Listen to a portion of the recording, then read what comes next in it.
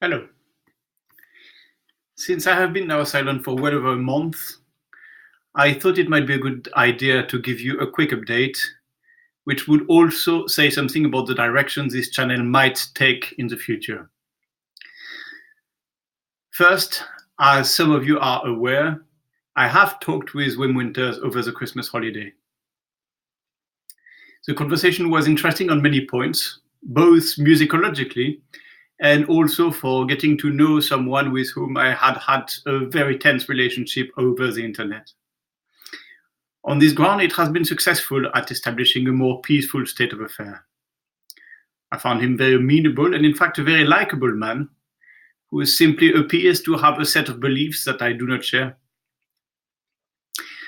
I found it interesting to try to understand how he could, on the face of what I consider devastating counter-evidence, keep holding to his idea.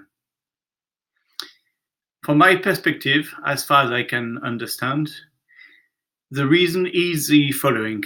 He draws his conclusions by inference, where I believe I try to get mine on evidence. So for Wim, the fact that most metronome markings are unplayable, and I'm simply quoting his words here, I'm not saying I agree. Unplayable either because of the mechanics of all fortepianos or because they overstretch the limit of human capacities. For Wim, this is the starting point, and this is really enough. Everything else is only an addition to this basic proposition. So when he asked people to play the Czerny Opus 299 at Czerny's tempo, it does feel infuriating to many of us. But for him, this really represents a valid line of arguments, and we've got to understand that, I think.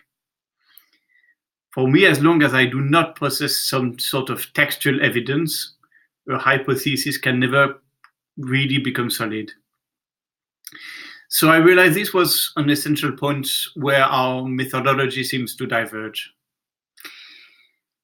There is another point on which we approach things at opposite angles. Our conversation made me realize that he draws his conclusion on early 19th century performance practice from what he knows about the 18th century, where I tend to infer mine from late 19th century practice as we know it from testimonies and from recordings. When we discussed this point, he agreed that actually this was true. And he said he believed it was the logical way. Now, I do not dispute that there is some validity in his approach, and it can inform our understanding in important ways. I do feel, though, that this is a one-sided reasoning, and it does deprive him of valuable things of knowledge. I'll put it simply. Wim Winters, when we talked, didn't seem to be aware of the recordings of Clara Schumann's students, and his knowledge of Liszt students, their recordings and their testimonies seemed at best sketchy. If I had to summarize my attitude to double beat, it would be with something along those lines. Liszt was a student of Czerny. If Czerny was indeed a double beat composer, which is central to Wim's arguments, you have to assume that Liszt was aware of it.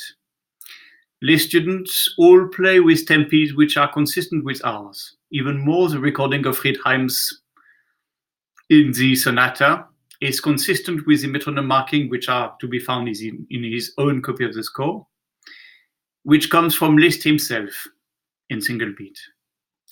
We know that Liszt admired Friedheim's interpretation. Therefore, we have to accept that Liszt thought in single beat. He was also a friend of Chopin and played Chopin music in a way which Chopin admired. He taught Chopin to his students who played at a speed consistent with our own. For Wim to be correct, if the premises I exposed are accepted, it would need Liszt to be either aware of the existence of double beats, but somehow never having mentioned it to any of his students, or worse, to let them play Beethoven and Chopin in single beat while he knew that it was supposed to be played in double beat. Both options are untenable to me. Regarding Schumann, for example, I think I already said it elsewhere. But my reasoning works as follows. Clara Schumann said her husband's metronome was slow, which Wim actually didn't know. Which means that he always put marking which were slightly too fast. She has herself marked speeds for pieces like Kinderzinnen at a slightly slower speed than Schumann. We have 2 recordings by her students which are absolutely consistent with her markings in single beat. So for me, those are the real arguments. There are logical reasonings which seem to preclude the possibility of Wim being correct. To change my mind, a document of some kind by a major figure of the time referring to double beat would be needed. In its absence, I have to conclude, at least temporarily, that there probably was never such a thing as double beat. So as far as I'm concerned, this is the end of the double beat drama. I have enjoyed it, I've learned a lot from it, but I feel I have moved away from the battlefield. Wim now behaves more or less as if double beat was the accepted thing, and though it mildly bothers me, I have to recognize that everybody is entitled to their own belief, and although we may not like it, they are also entitled to share them. I feel I have enough videos which disprove the theory, and they are available for anyone who wants to seize them. If he comes up with another argument which seems to me both new and flawed, I might want to do something about it, but we shall see what comes. So this is a chapter closed. There remains a question of what will happen to this channel. I could, of course, let it sink back to the state of inactivity and obscurity, which was its lot before the whole thing began. It suited me quite well.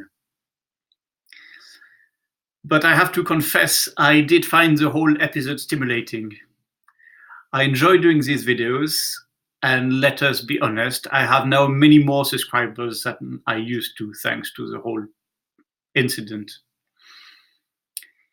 So maybe I will occasionally upload some content and hope that it will be of interest to at least some people out there. If I do, I imagine it will be divided into different categories. One would be musicology, not double beat, probably, as I said. But there are other topics which interest me and that I would be very happy to share. I would also happily do something like presenting a composer that is dear to me and that I feel is unknown to the majority of people, or even a work which, again, I play but is not widely known to the general public. And you might get the occasional bit of news about myself, which I would suppose then would be mainly to deal with new recording being issued or similar things.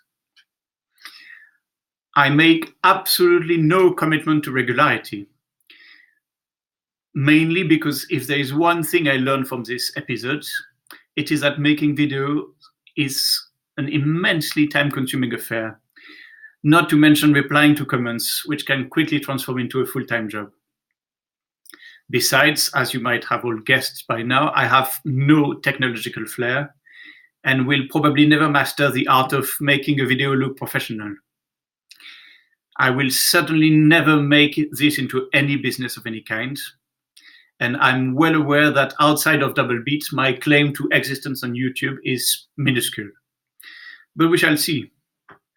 As long as I enjoyed sharing things and that there are at least a few people out there who find it worth their while, there may be some validity in doing it. Thanks for watching.